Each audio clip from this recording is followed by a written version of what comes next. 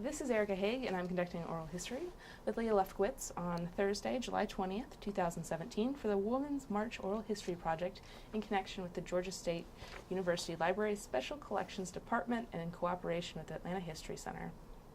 We're recording this interview at the Atlanta History Center in Atlanta, Georgia. Leah, before we talk about your experiences regarding the Women's March, we'd like to get a little bit of biographic information on you. So can you tell me what year you were born and where you were born? I was born in 1988 here in Atlanta, Georgia.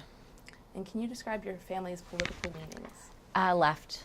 I am more on the left than my parents, but they are both fairly liberal, kind of grew up with those ideas. I think in terms of grandparents, that's a little harder to tell, but also we're Jewish, and that tends to be a part of the culture. Not always, but more than average in America. And what's your profession? I am an archivist here at the Atlanta History Center.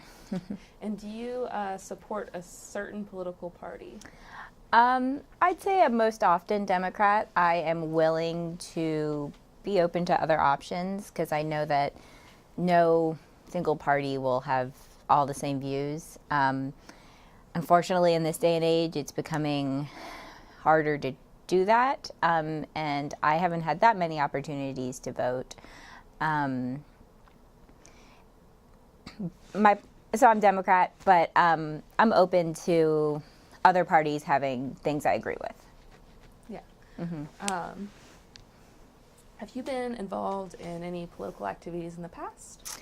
Not a lot. I went to a pretty politically active high school and college in particular, so that was kind of always around me. I wasn't very proactive, but I always kind of supported things, even if I wasn't very active, I suppose. Trying to think if there was anything in college in particular. No, I mean, I've always, kind of talked about politics a little bit, but not super actively. Yeah, so I guess that's the vaguest answer, but before the Women's March is one of the more political things I've done. But where I went to college, Brandeis, a lot of my friends were very politically active, a lot of very politically active groups. Mm-hmm. Liberal, again, it's a very liberal campus, and it's also very pro-Israel. So I guess I'm comfortable with people talking about it. It's never been something that, I avoid. I just like talking about it in a calm way. So I don't do a lot in groups. I've helped a little bit with the Sierra Club and some other things here and there. Very cool. So which Women's March did you go to? The one in Atlanta.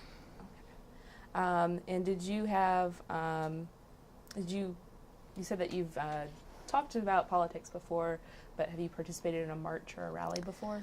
Trying to think. I feel like I probably have at some point, but I can't remember when.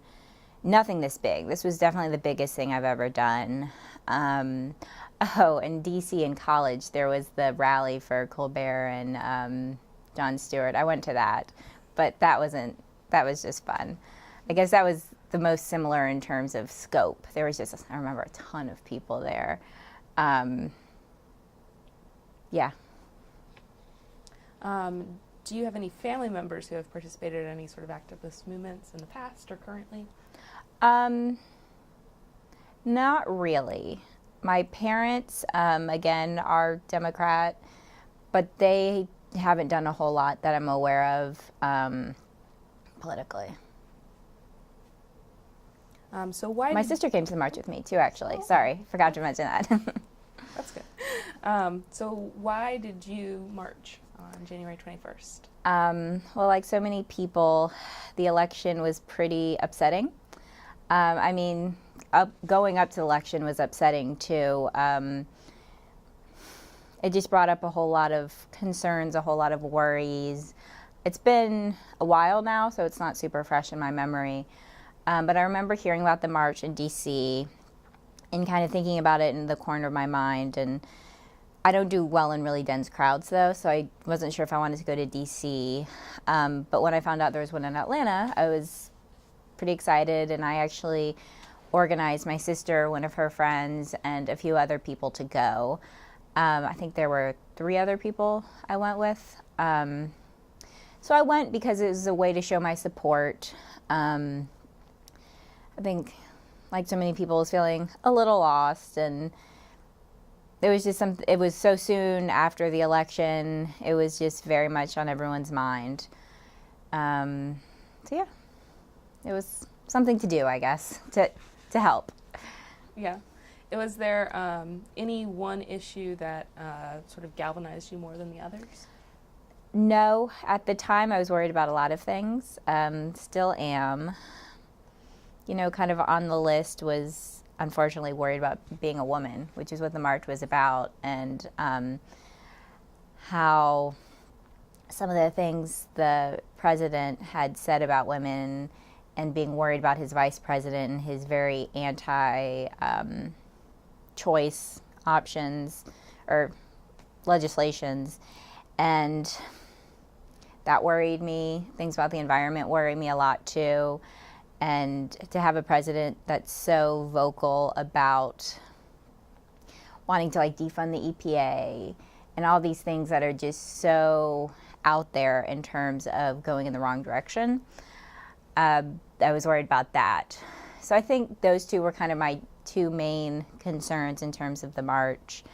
And one thing that was great about the Atlanta march is it included so many things. So, I mean, I was also worried about rise in racism, rise in LGBT issues, and all of those things kind of came together in a way that it worked together really nicely, I felt. And I think the one in D.C. might have focused a little more on women's issues from what I heard, but the one in Atlanta, I think it was actually called...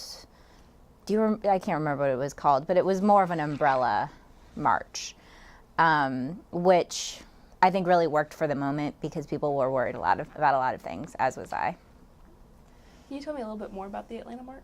About who was there, signs, chants? Well, one thing that was a lot of fun is I ran into a few people I knew unexpectedly. Somewhat, you know, I wasn't shocked because I knew there'd be a zillion people there, and I did go to a pretty politically active local high school, Galloway. But it was really great to see familiar faces. I ran into a few people from the Jewish community I knew. I saw a few people from afar from high school. I ran into a former coworker from here. So that was really fun, and it was it was a good atmosphere. The rain had just stopped, which was good because it had been pouring that morning. And there was a lot of waiting at first, which did get a little old. But considering that I don't do well in crowds, I did surprisingly well because everyone there was so calm. And there was chanting and there was cheering, but it was really nice. I couldn't really hear the speakers. I was too far away for that, unfortunately. There was so many people. I think they estimated like 20,000 and there were 60,000. Hence why it took so long for everything to get moving. And what my friend had a sign there, and we kind of all stayed together based on the sign. And we did a pretty good job all keeping together. You know, chants would kind of go on periodically, and it was always really cool when we'd kind of turn around a corner and see the big row of people and how many people were really there, which isn't something you see in Atlanta very often. One thing that was, I guess, a bit of a bummer is there weren't many people other than the marchers, and I think it was just because it was the weekend in downtown Atlanta, and there's just not a lot of people around down there. There were a few people kind of standing on the sides cheering, but not a lot. So that was, I don't think people were like trying to show that they didn't support the march. I just think it was kind of a lack of awareness maybe. And also they blocked off a few roads, so I'm sure driving down there would have been difficult. Yeah. So can you explain how you got to the march? I took MARTA.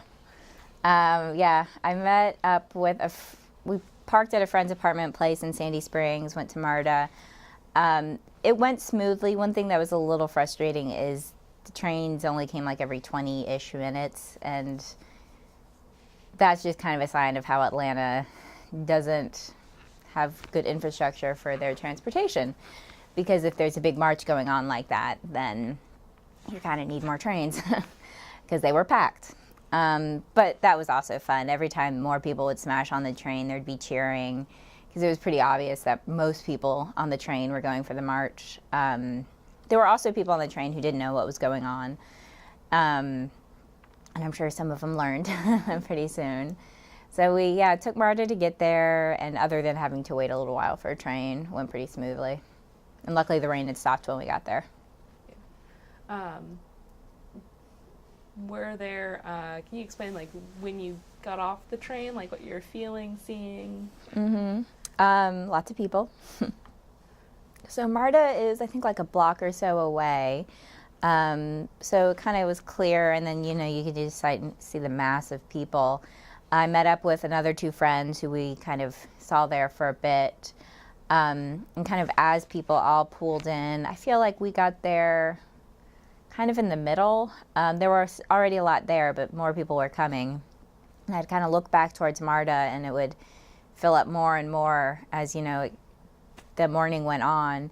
And we were standing there for maybe 2 hours. So definitely had time for more people to pool in. But again, it was all a pretty relaxed atmosphere. People were chatting, people were chanting already. I didn't really know what was going on in terms of the speakers, other than the fact that it was happening. Another thing that was a little, frustrating is because so many more people came than they expected, communication was hard. So because it took so long to get going and we just didn't know what was going on, that was hard. And some people ended up leaving, I think, because a group went over to one street when most of us were going on the other way. So it was a little chaotic's not quite the right word, just disorganized. But I mean, it's just because so many more people came than were expected, which was pretty amazing because everyone thought it was going to pour. And more people probably would have come if it wasn't expected to pour. So yeah. And where was the speakers pavilion, or was the gathering point, I guess? It was on, I think, the lawn by the Civil Rights Center.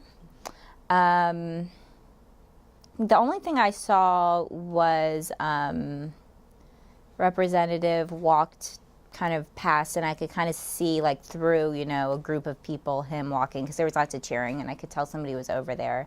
It was John Lewis. So I think I kind of saw him walk past, but that was about it. I don't even remember who the speakers were because I didn't hear them. And when I got home, I didn't look it up or anything like that. Yeah. Can you talk a little bit about the route? Do you remember which roads?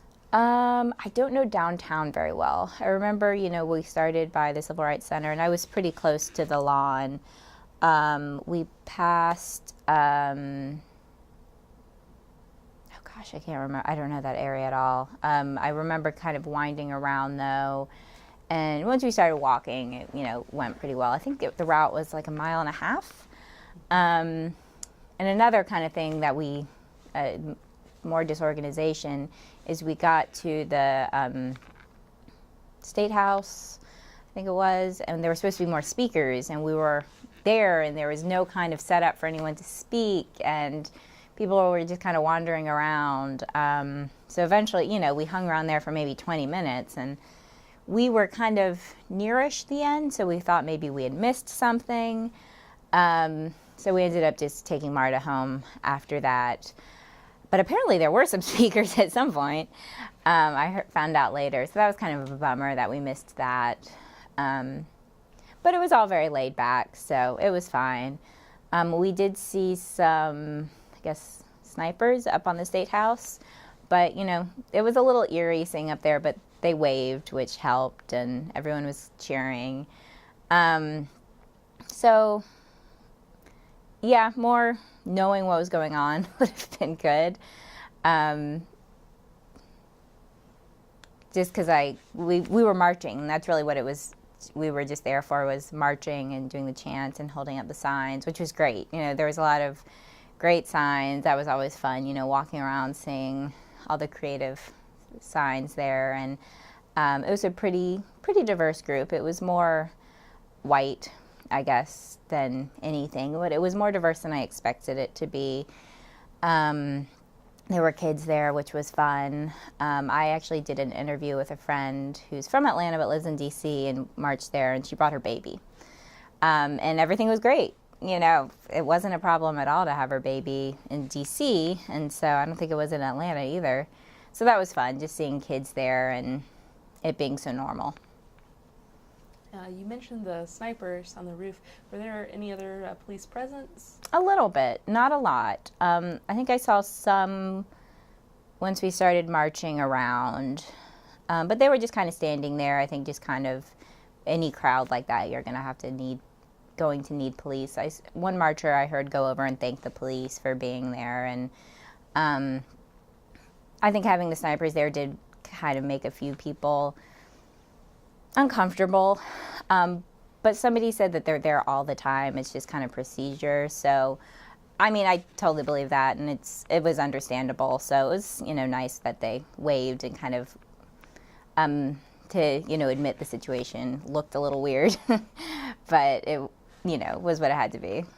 Yeah. Did you at any time feel unsafe or? Mm-mm. No, not at all. You know, after standing there for a while, I got a little claustrophobic, just because there were so many people. But no, that was really it. Everyone, you know, was great.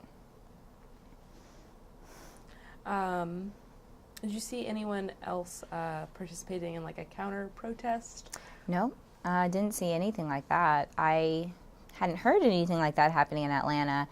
But I didn't watch the news about it much later. I kind of looked to see the numbers. I was curious how many people actually went.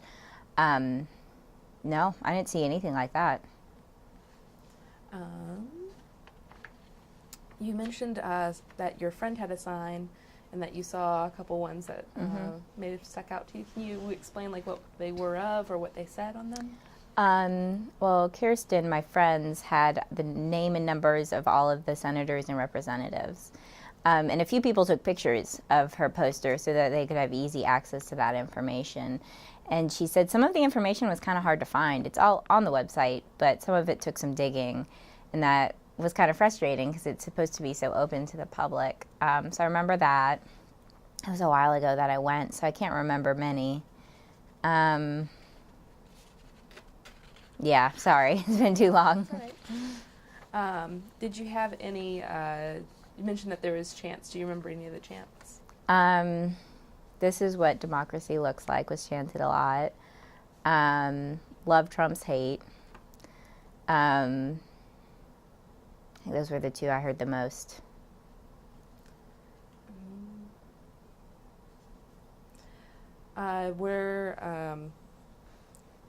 You mentioned that your group stayed together, focusing sort of on your friend's sign. Did you all try to use any sort of like technology to connect each other like through the crowd or anything like that? We all had our phones, but service was a little spotty just because so many people were there. I mean, as long as we'd get a little separated sometimes, and because I'm older than my sister, I was kind of always tried to be aware of where she was. But I mean, it was fine. I don't think we ended up getting so separated that anybody had to text or call each other. We did try to look on Facebook to like see if there had been any announcements in terms of, you know, what was happening with the march, just because we didn't know if anything had changed. Mm-hmm. But again, the service was spotty, and I don't think anything was posted during the actual march. It was just kind of hearing people talk and saying, okay, the march is delayed, and it's going to start half an hour later than we thought it was.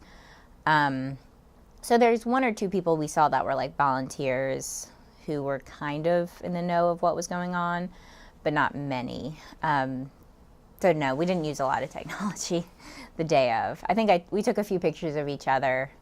That was about it. The photos that you took, did you post them anywhere or share them? I put them on Facebook. One of them was my profile picture for a little while. We didn't take a ton of pictures, but yeah, we shared them and got lots of likes. Did you have any negative feedback from family or friends about going? None. I have a very liberal Facebook page. In Atlanta, I know some people who are more on the conservative side, and I've had some great conversations with them. But in terms of college and living in Boston for 8 years, almost everyone on my Facebook page went to a march.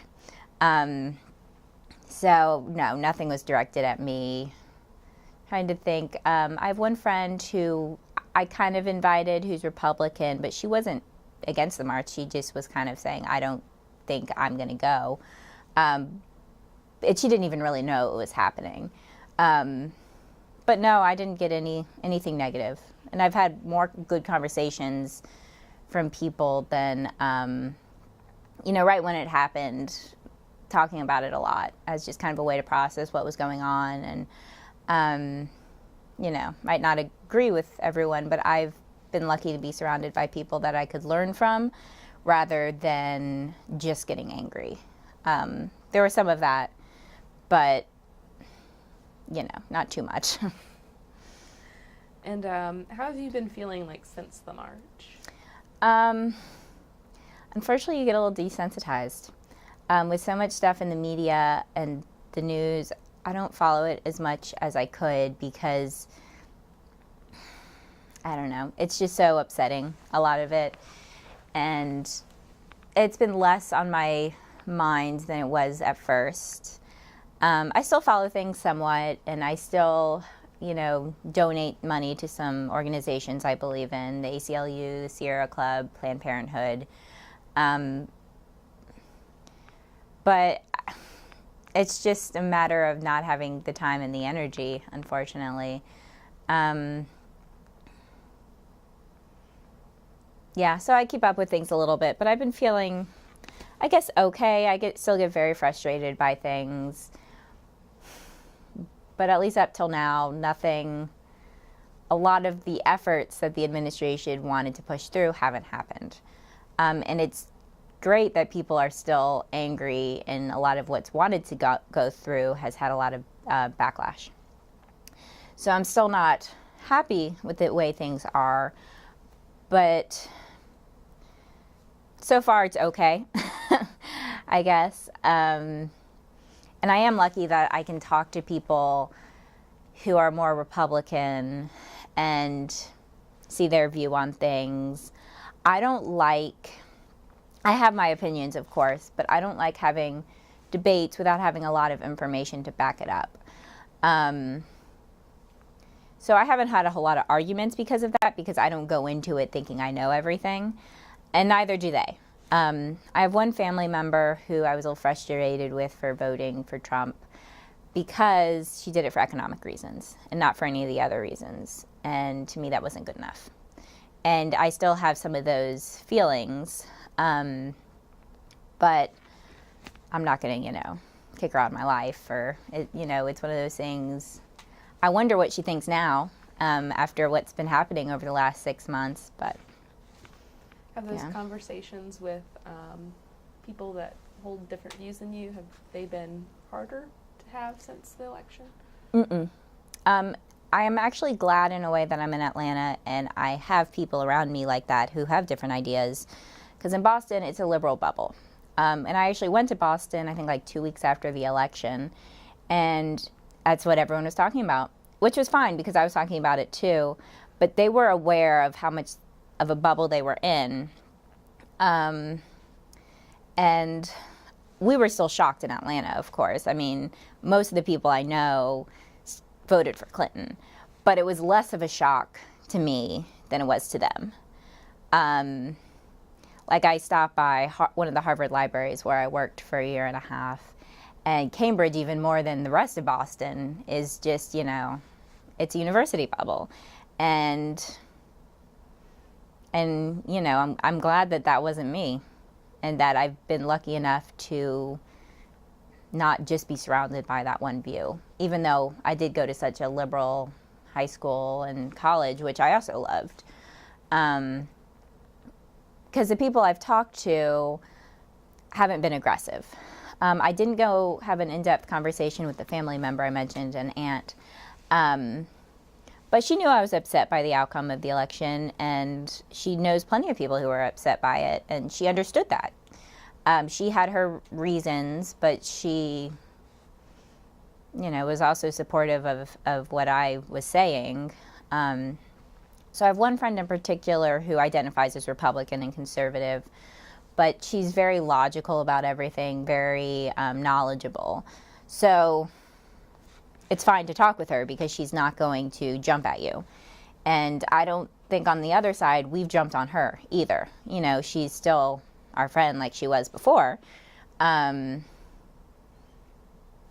so it's been interesting. What are your hopes for the future? Oh gosh. Well, I'm glad people are fighting so much, and that a lot of what I didn't believe in hasn't gone through. So I want to see people keep fighting, and I have struggled to stay involved. So, kind of for myself to kind of keep on that, and to hopefully see other people doing that as well. And it has brought some things to attention that people were ignoring before. So there are possible good things that can come out of it, of course. So hopefully maybe in the short term some problematic things will go through. Healthcare, of course, nothing's changed yet, but it's kind of a looming cloud. It's also up in the air now. It's just a weird time. With the Russia investigation, it's very possible our president could be impeached, and he probably should be. But that's not normal. And, the rest of their government is Republican. And I don't like that it's so divided right now between Democrat and Republican, because I don't think all the Democrats have the best interests of the people at heart. But at least it's better on that side. So I feel like right now is probably a big turning point, and no one quite knows what that's going to look like in the future, which is scary. I was very scared right after the election, in terms of international relations, in terms of the environment, and all of that is still very uncertain. So what do I want to have happen?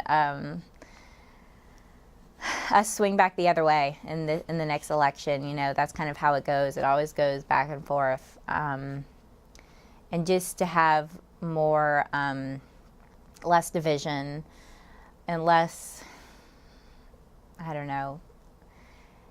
It's just also illogical. It's just stuff that doesn't make sense. And I want it to go back towards people saying things that make sense. It's just frustrating. Yeah, I just want things to get a little bit more normal, hopefully. Yeah.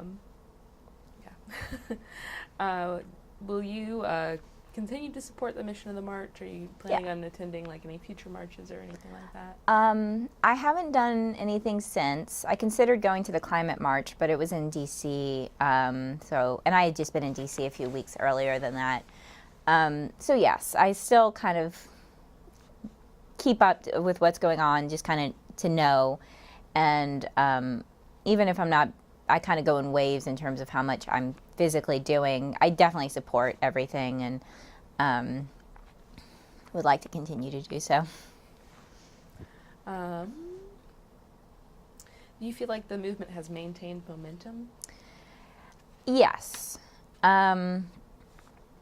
Maybe not as much as it initially had. I think, like anything, it's going to be up and down, but I think people are definitely still doing things, and definitely still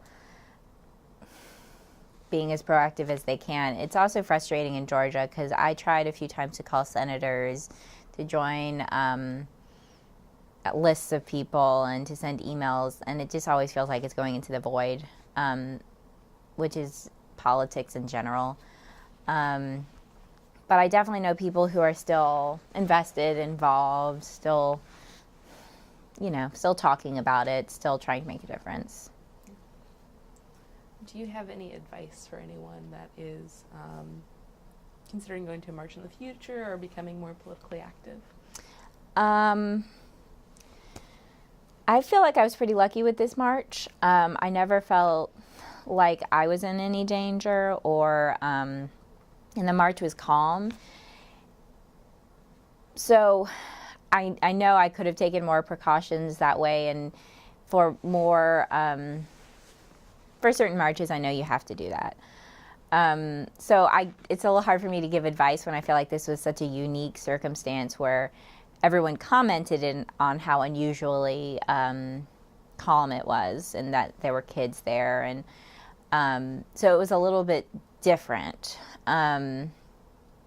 So I guess if I was to do something similar, it was great going with friends. I think it's a good way to talk to people. Like, I learned afterwards, a friend had wanted to go, and I hadn't thought to ask him because he is more conservative. So it would have been a good opportunity to have that conversation. I mean, we still had conversations, but it would have been. So I think talking to people, kind of being open about it, even if it's somebody you don't think might be interested, they might be.